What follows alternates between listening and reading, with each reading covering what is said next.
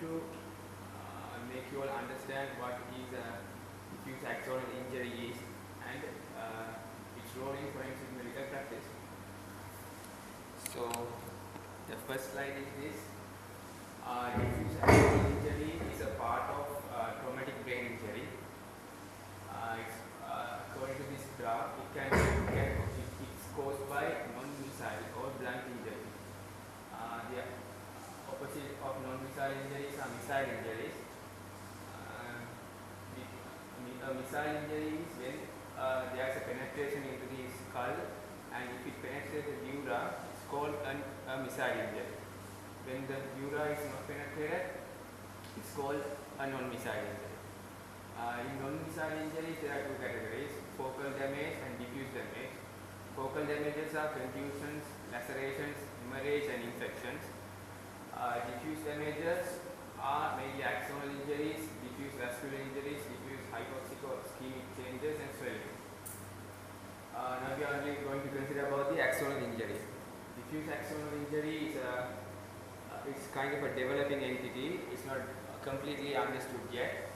According to the information we have now, in the diffuse axonal injury, the whole brain is involved, and there is widespread damage. It occurs now. Recent researchers show that it occurs in up to half of the brain injuries. It's becoming very common in autopsy findings. What happens in a diffuse axonal injury is there is shearing of axons. That means that in a neuron, there is cell body and axon. During diffuse axonal injury, the axons get sheared, and this is a diffuse injury, and it's an injury of white matter. After diffuse axonal injury, you can get unconscious, vegetative, and you can get severely disabled. And 50% of people who get diffuse axonal injury die within 2 weeks. And again, as I said earlier, this is what happens during diffuse axonal injury. There's an axon and there's a shearing force. It gets twisted and the axon dies. According to this, usually it's associated with rapid angular rotation. You should get an angular rotation to get a diffuse axonal injury, but you can get it with direct, that means linear acceleration or deceleration also. But the common form is due to angular or rotational acceleration.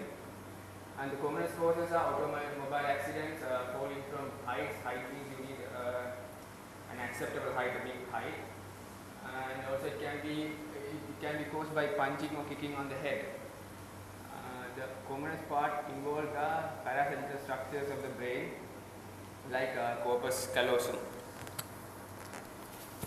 Understanding the mechanism that shearing forces causes axotomy. There are two, primary and secondary. Primary means it occurs with the injury. Secondary means it gets some time to occur. And the mechanism is there's swelling and accumulation of materials due to disrupted axoplasmic flow. Normally, the paraplasmic structures synthesize some proteins and all those things, and they are transported through the axonal flow to the nerve endings. But during this, that flow is affected, and materials get collected in the body, axonal body. And the diffuse axonal injury is mainly detected by staining for beta amyloid precursor protein. That's a protein synthesized by the cell body, and usually it's transported. Due to the disruption of the axon, the transportation is impaired, so it started to gather in the cell body. That beta amyloid precursor protein is a ubiquitous protein. Again, external flow, it travels through the axon, and the accumulation of beta amyloid precursor protein increases up to 24 hours, and then it gradually starts to fall after diffuse axonal injury.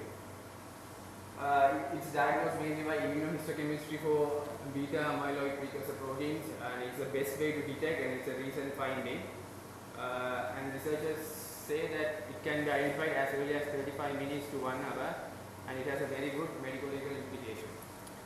Apart from that, diffuse axonal injury can be categorized into 3 grades to determine the severity of the injury that has caused the diffuse axonal injury. And grade 1, only axonal injury is present, no hemorrhages in the corpus callosum, or there are no brainstem involvement. Grade 2, there's an axonal injury with hemorrhages in the corpus callosum and no brainstem involvement. Grade 3, there is diffuse axonal injury, hemorrhage and brainstem involvement. This is the histochemical staining for diffuse axonal injury. You can see there are amyloid, beta amyloid precursor proteins. The thing to note here is the strong labeling of damaged axons, clear background. These are important medically because when diffuse axonal injury is caused by other causes rather than injury, the picture will be something different. And this is the gross view of diffuse axonal injury of a grade 2 injury. You can see corpus callosal hemorrhages and in this picture small gliding contusions and all. And after understanding about diffuse axonal injury, what's the forensic significance of it?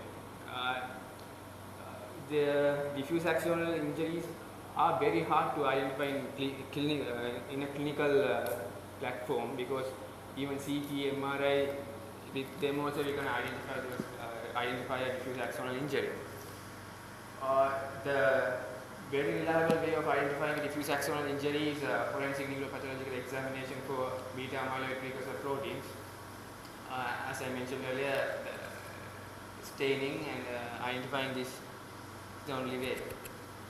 And the important thing to notice here is apart from an injury, ischemia, hypoglycemia, inflammation, hemorrhages, and a pediatric entity called shaken baby syndrome, drugs, alcohol, and even aging can cause diffuse axonal injury.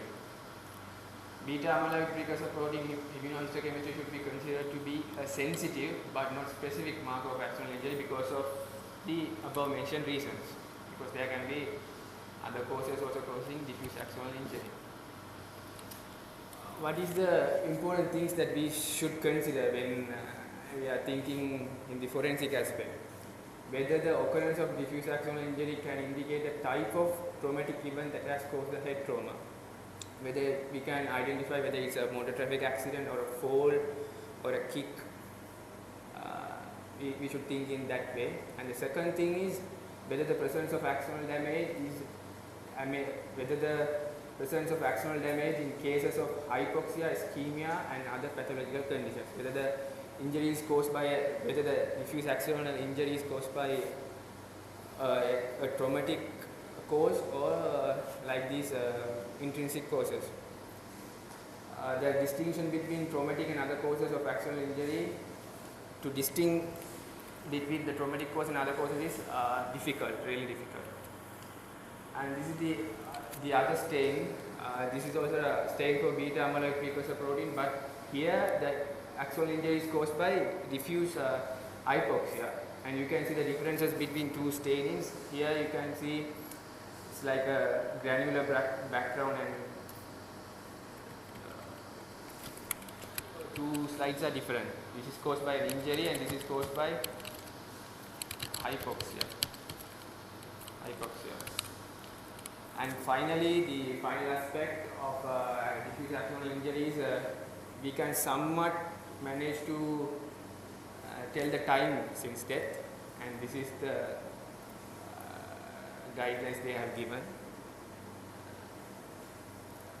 And that's all. Thank you very much.